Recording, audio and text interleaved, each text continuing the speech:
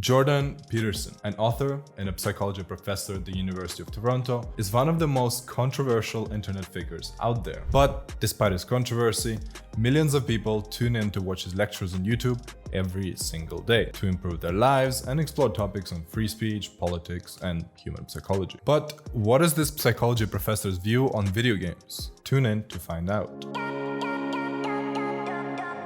Many psychology professors and academics have a negative outlook on video games due to their manipulative nature and negative impacts on social skills, attention span, reward circuits, the list goes on. For example, Dr. Warren Farrell, critically acclaimed author and academic, had the following to say about video games. We have, through technology, a perfect escape. That escape is into video games, where you can identify the hero and you can lose the game as often as you wish, with nobody noticing. Then, as you begin to get better at certain manipulations, you can play that game with certain types of people and increase your skill set at the game. But you're never able to translate that into everyday life. And so you start becoming addicted to that game, which is designed to increase your dopamine without having to actually achieve anything. You see, Farrell believes that it's mostly young men that are prone to gaming addiction, and that they use it as a crutch their entire lives to avoid the harsh reality of having nothing achieved in real life. And as video games give those young men infinite dopamine hits from false achievement, what is the reason to ever log off? Peterson, however, doesn't make such big claims when it comes to gaming. And actually, in one of his lectures when asked about it, he says that he's not a foe of video games. Now, I'm not a foe of video games. He believes that games have a complex nature and that they can be used for expanding your cognitive skills, learning how to cooperate, and engaging in complex problem solving. Games are complicated and it isn't clear what people are doing when they're playing them. You know, they may be expanding their cognitive skills. They may be learning to cooperate. They may be learning to engage in complex problem solving. However, Jordan Peterson does say that video games hijack the sense of meaning in our lives, as games are very carefully calibrated to keep us on the edge of exploration. And that's why his views meet the ones of Dr. Warren. Peterson believes that due to how games are designed, it is easy to fall prey to them. Let's admit it, spending 50 hours a week playing video games will destroy all other aspects of your life. In his view, balance is key. When it comes to balance and achieving great success as human beings, Jordan Peterson actually often refers to life as a series of games. Life is a sequence of games, and whether you win or lose isn't as important as whether or not people continue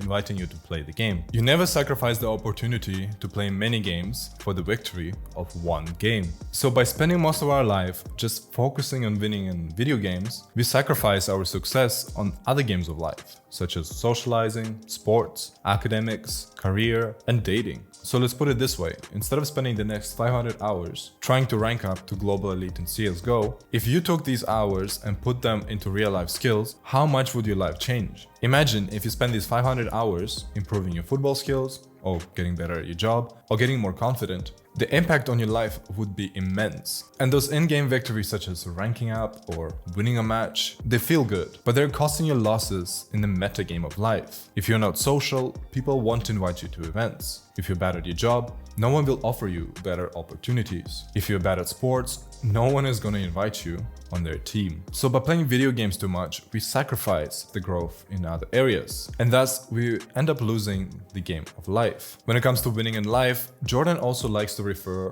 to the hero's journey, which is a concept by Joseph Campbell. As he likes to say, slay the dragon, get the gold. What he's actually referring to is having young men recognize the biggest issue that's holding them back from success and using whatever they can to overcome it. And in this context, it would be a gaming problem or even an addiction. Those who are affected by it have the duty to recognize it and deal with it head on to reap the benefits, which is the gold. In this case, the gold would be better relationships with your family, friends, better career opportunities, better grades, excelling in sports. The list goes on and on. Beating your video game problem is also essential in the pursuit of doing something meaningful in life, as all games are essentially instant gratification that holds us back from something greater. Jordan expands on this in the 7th law of life from his book. Pursue what is meaningful, not what is expedient. Our lives are very difficult, and it's easy to use suffering as an excuse to fall into instant gratification activities, such as gaming. And Peterson believes that the sacrifice of instant gratification activities alone improves our futures,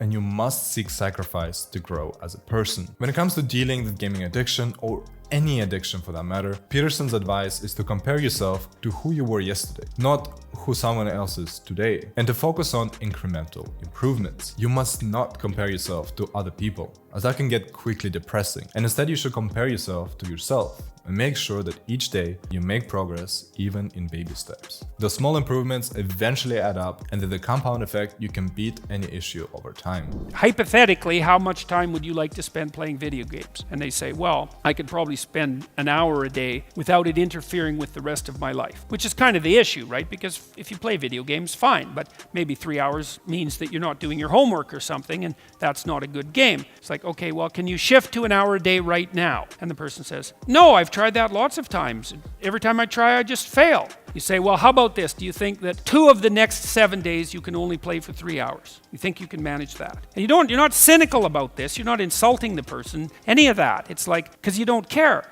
All you care is that they make some incremental movement towards their goal. And the person thinks about that, if they have any sense, and they take their weakness into account, and they think, I think I could probably do that. And then they come back the next week, and they say, I managed to spend 3 hours a day playing video games for 3 days. And the rest were 4 hours. And you say, good work, man. You've just got rid of 12.5% of your problem. So guys, in summary, Jordan Peterson does see video games as a potential tool to learn certain skills. But due to their manipulative design, they usually just hold us back from meaningful things in life. And if that's the case for you, you must realize the issue then and deal with it to reap the benefits of life. And if you want to get your gaming under control and live your life to the fullest, make sure to click the link in the description. You'll be able to check out our program and book a one-on-one call with Cam to see if it's the right fit for you. And let us know in the comments down below what you think of Jordan Peterson's view on video games. It will be cool to hear from you guys. Thank you for watching the video, and I'll see you in the next one.